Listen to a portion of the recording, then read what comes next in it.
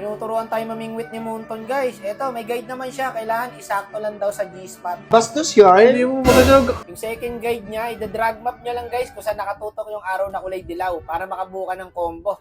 Okay, copy po. So, bago tayo makapamingwit, kailangan muna natin ng pang-bait. Kaya, kuha tayo sa task, guys. Para makapamingwit tayo, kailangan natin ng pampain, no? Eto na, simulan na natin. Eto, unang isda to. Kailangan, paldo to, Munton, ha? Kailangan malupit na isda to. Ano to? Putik na yan. Parang pamilyar, ah. Ano to? May gantong isda pala.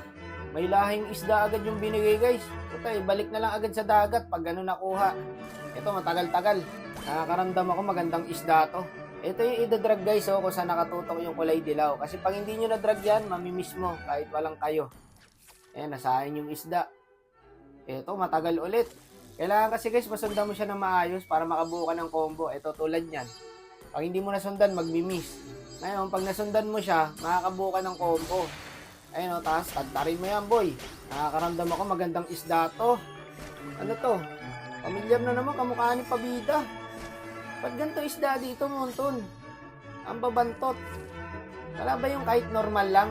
Mga may lahi yung binibigay mo eh. Panapon. Yan, yung ganyan, normal lang. Kaso common fish lang to.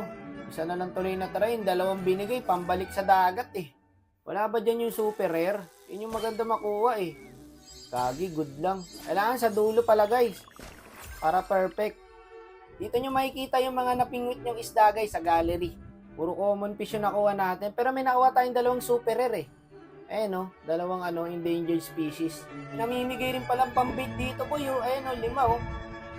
Kailangan gawin natin tong task na to. Pero meron din kasi ditong ibang task, guys eh. Ayan o, lalaroin mo lang ng classic o kaya brawl. Para bigyan tayo ulit ng pambait. Okay, tara, laruin na natin to. Ito, ramdam ko dito, confident na ako, boy eh. Naman perfect ko na to eh. Ano to? Octopus, ayoko nyan.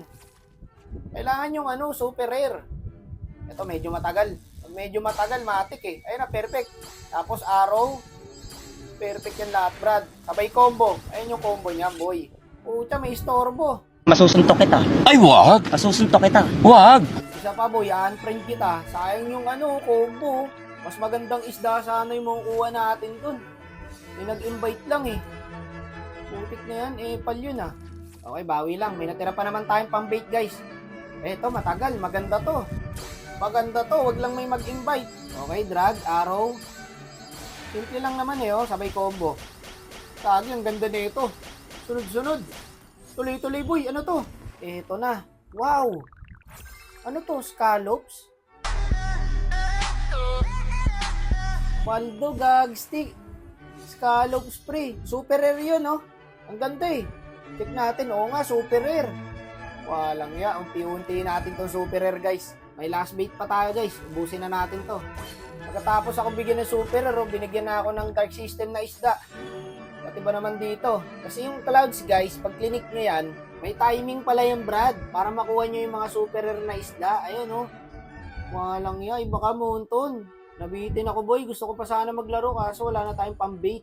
Eto, inaantay ko. Mamimingwit ka ng Diaz. Ilabas mo na to, Munton. W ka talaga. So, ito pala yung bagong palaro ni Munton, yung Tidal Fishing Hand. I-try nyo na rin, guys. Mag-i-enjoy kayo dito.